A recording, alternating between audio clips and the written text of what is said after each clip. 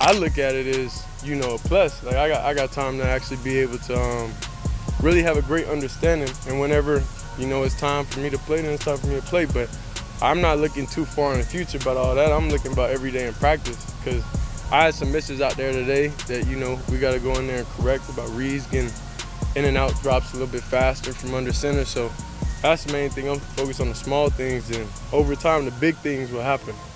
What happens when Joe Burrow watches Shedeur Sanders sling passes like he's already earning all-pro rent in the league? Let's just say eyes widened, jaws hit the floor, and somewhere in a film room, a defensive coordinator let out a defeated sigh. This isn't just a rookie showing flashes. This is Shedeur ripping up the script and freelancing greatness on the fly. So how did Burrow react? Was it admiration? Bewilderment? Or a quiet, uh-oh, the kid's for real, buckle up? Because this moment might just break the internet quicker than a Burrow missile on 3rd and forever. Shedeur Sanders is not blameless here. Primetime Deion Sanders is not blameless here. I'm gonna say what I have to say, knowing that both of them have their hands at least a little bit dirty in all of this. But if you're the National Football League, clearly it's not about talent anymore. It's about something else. And I'm going to tell you, I spent a large amount of the last 24 hours thinking about nothing more than I was thinking about collusion. If you're enjoying, please subscribe. Shedeur Sanders to the channel. It helps more than you think. Now Joe Burrow's watching Shedeur Sanders tape with that tight-lipped, knowing smirk quarterbacks get when they sense a new gunslinger has entered the league, and he's not waiting his turn. The veterans feel it, that subtle, rising tension. Like when a brand new Lambo rolls up beside your dependable BMW and gives a smooth, cocky rev. Nothing needs to be said. The message is loud and clear. Shedeur's not just showing up. He's announcing himself with every throw. That I'm him energy, unmistakable. He's a 4th-string quarterback at a 7-on-7 drill, and you're talking about his celebration. Doesn't that strike you as odd? I'm not. The Athletic is. We are overhyping a kid who is on the 4th string of a 3-win team. We're overhyping him. And it's like, we're not going to give him a chance. He's going to get out there and throw one incompletion, and everyone, because when we build a guy up, we're just doing to tear him down. Shedeur isn't easing into the NFL like he's walking on eggshells. He's storming in like he's signed the stadium deed himself, turning the rookie tag into a flex. He pulled up to Cleveland like it's his personal block party. While other newcomers are tightening chin straps and treating the playbook like it's written in ancient code, Shedeur is just nodding like, I'm built for this. Actually, I am this. Confidence on 10, swagger fully activated. And the league? Already feeling the shift. What are your thoughts on Shedeur? I mean, he has a ton of weaknesses, like throwing it deep on the run, throwing it on the run. His footwork isn't that great. He's scared to throw incompletions, and he just runs out of bounds whenever no one's open. Yeah, that's one of the things that a lot of folks have talked about with him is that he tries to get his stats looking good, because he doesn't like to throw the ball out of bounds. He'll take a sack, or he'll run out of bounds instead of throwing the ball. And it's not arrogance. It's precision-tuned, high-performance confidence. The kind of next-level self-belief all the greats carry before the rest of the world even knows what's coming. It's that rare swagger that makes defensive captains pause, flip back through the scouting report, and wonder if this guy's really a rookie or just a future Hall of Famer sent from 2030, running plays no one's even seen drawn up yet. Hey, that sounds right. Judging by the ESPN I mean, Cleveland I'm dialed into ESPN Cleveland, so I'm watching this. I don't know what the hell those DBs 16 are of doing. 18. Yeah, I think I only saw one interception from all the quarterbacks. So I don't know what Ward and the boys are doing over there. But be careful. Be careful. I'm reading tea leaves. I'm watching. What are you talking about, Shrades? 16 of 18. Jackson Dart touchdowns. Threw 3 touchdowns today. Like, be careful. Yeah. Never gonna happen. Holy shit. Really? Not throwing them. Put on the bottom. Yeah, it is a lot better than not throwing. Good call, AJ. I get it. Jameis threw 10. I've never, and I respect the hell out of all the beat reporters, but I don't remember us ever charting June minicamp Be a pro. Passing. You know it's getting serious when Burrow, Mahomes, and even guys like Lamar start throwing a little extra zip in practice, because nobody wants to be the guy who gets posterized by a rookie whose highlight clips look like someone activated cheat codes. Shedeur's confidence isn't just turning heads, it's threatening paychecks. There's a very real fear in the veteran locker rooms, and it's not spoken aloud, but it's there. A new alpha might be circling the yard. The Cleveland defense, bless their heart, is about to find out. These are grown men, professional hitters, and yet they're about to get tested by a kid who's already convinced he's a top 5 quarterback and just forgot to tell the league office. And that belief? That's exactly the kind of unshakable delusion that wins games. And hearts. Because when you roll into a notoriously gritty city like Cleveland and act like it's just another scrimmage, you better have the game to back it.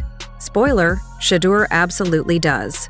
What makes this even more hilarious is the way the veterans are pretending not to care.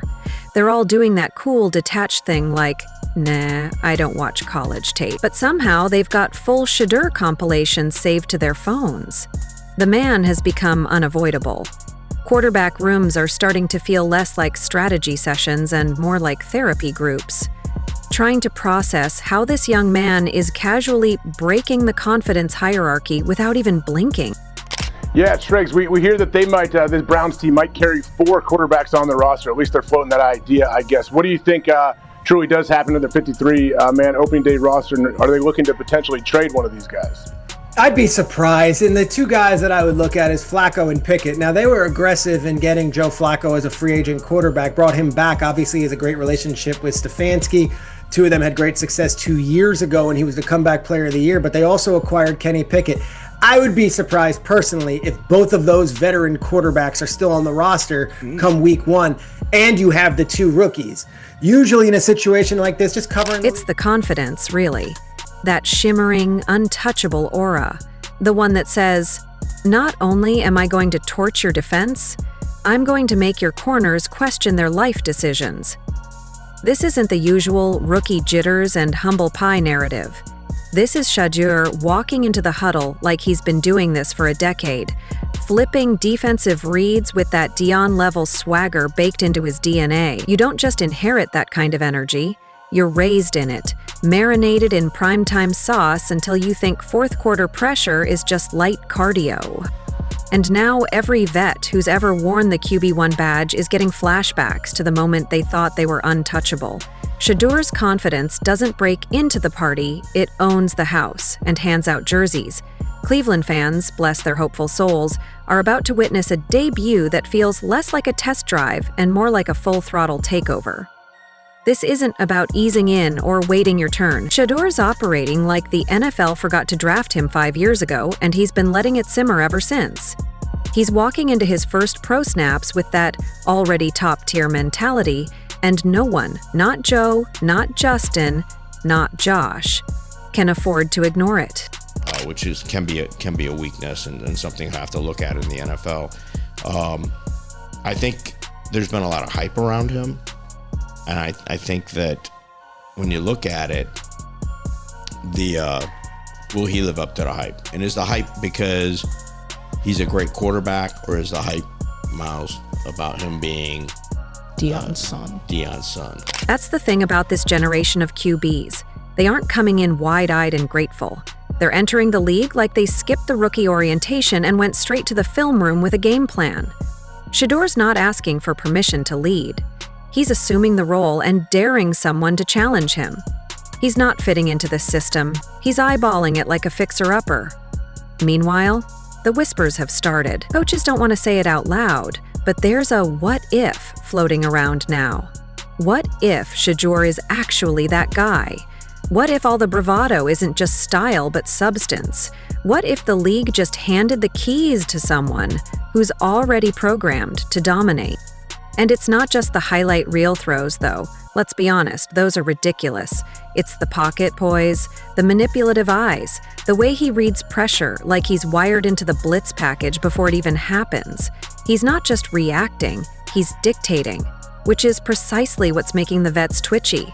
When Burrow sees someone younger doing what he did, but louder, flashier, and with 10 times the swagger, it forces a recalibration.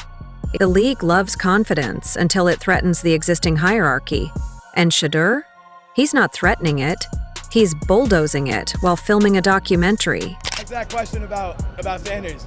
I just think he's crazy overhyped. Like, all my boys agree. Sanders is crazy overhyped. Like, don't get me wrong, Sanders, if you watch this, it's all love. I'm just going based off how I feel. I think Sam Levitt's, I do got that bias because of ASU, but I think he's a way better quarterback than Sanders. I would have loved if we passed up on a quarterback this year, focus up, building the offensive line. I mean, Evan Neal moving to tackle, I don't know how I feel about that. I'm not a big Evan Neal guy, but... And yes, every player should believe they're the best. But Shedeur walks around like it's fact, and the rest of us just haven't caught up yet. And somehow, it doesn't feel delusional. It feels inevitable. So now the chessboard's shifting. Vets are reevaluating, front offices are sweating, coordinators are praying. And Cleveland? Cleveland's about to become ground zero for the confidence explosion that is Shedeur Sanders. The Browns might have thought they were facing a rookie. Plot twist. They're facing the future, and the future thinks it's already arrived. Now the air's getting thick. Not with tension. No, this isn't just football politics. It's pride, bruised egos, and the unmistakable scent of fear sweat under designer compression sleeves. Because while Shedeur Sanders is out here throwing lasers and stealing scenes like a cinematic lead, the whispers in the locker room are starting to bubble into passive-aggressive chirps. Suddenly, some players aren't just watching him. They're watching how he walks into a room. Like his confidence is a personal insult. Let's call it what it is. Some guys want their respect gift wrapped. They expect rookies to genuflect at the altar of veteran mediocrity. Shedeur, meanwhile, is skipping that part entirely. Not because he's disrespectful. He's just operating on a different frequency. He's not ignoring the pecking order. He's replacing it. The truth is, the nigga not like that. All that boasting and braving about how good he is, all the people in my comments, oh my God, he carried Colorado. To what? Exactly. Nothing. The nigga was out there just chucking it to Travis. Here you go, Trav. And that nigga got drafted fairly soon. Cam Ward let that nigga know, you're not like that. And y'all thought it was friendly banter. Oh, it was the truth. Cam knew the truth. And when he goes to the next level, and he's first year Geno Smith, y'all will see why teams passed on him. It's racist. They don't like confidence. Baker Mayfield was confident. He was good. And that's got a few aging cornerbacks and mid-tier linebackers clutching their legacy like it's a pearl necklace in a wind tunnel. The audacity of this rookie to believe in himself this much without asking permission. You'd think he smacked somebody's mom the way they talk about his attitude. But here's the punchline. It's not the kid's confidence that's the problem. It's their own insecurity that's leaking through the seam, because deep down they know. They've seen this movie before, and in this version, they're not the star. They're background extras trying to act unbothered while the camera pans directly to the future. And the future's wearing a customized wristband, dapping up legends like equals, and casually putting DBs on highlight reels like he's filming an ad for early retirement. It's almost poetic. The same players who preach, you gotta believe in yourself, are now losing sleep over someone who took that idea a little too seriously. They want respect, sure, but what they really want is the spotlight without the competition. And Shedeur isn't just competing, he's evaporating the curve. He's not disrespecting anyone, he's just not pretending they're untouchable. Do you think Shedeur Sanders is an NFL starter when he leaves college football? Mike. I see several red flags, with him starting with body language and attitude. Really? I don't know, that might be a stretch, Mike, with the body language and attitude vibes. I think the thing that would make me the most nervous is just him holding on to the ball. You see him go to a situation potentially like what the Bears are doing offensively, what a guy holding on to the ball looks like in the league. Sometimes that is as much of a concern. The irony is beautiful. The louder they whine about him not giving them respect, the more it exposes the truth. They don't actually want mutual respect, they want worship. They want to be feared simply because they've been around longer. They want the NFL to be a country club with secret handshakes and rookie etiquette manuals. Shedeur's not reading from their script. He's writing his own. And it doesn't include groveling at the feet of fading stardom. And here's the best part. The greats, the real greats, they love it. The elite players, the ones who remember being underestimated, they see Shedeur and nod in approval because they know talent when they see it. They recognize that glint in the eye, that refusal to shrink. Legends don't get threatened by rising stars.